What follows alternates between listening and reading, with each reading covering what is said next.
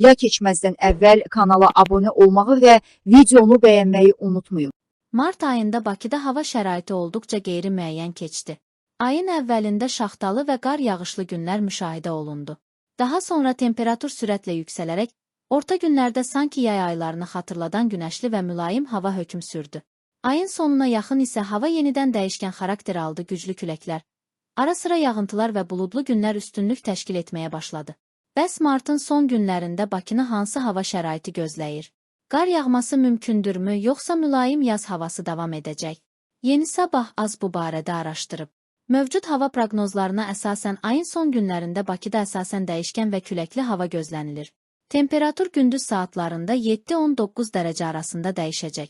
Martın 24-ündə yağış və çiskin ehtimalı var, lakin ümumilikdə günlər əsasən mülayim keçəcək. Sinoptiklər Bakıda qar yağma ehtimalını çox aşağı qiymətləndirirlər. Beləliklə, martın son günlərində Bakı sakinlərinə əsasən buludlu, küləkli, bəzi günlərdə isə yağışlı hava gözləyir. Bununla belə, hava şəraitində ani dəyişikliklər mümkündür.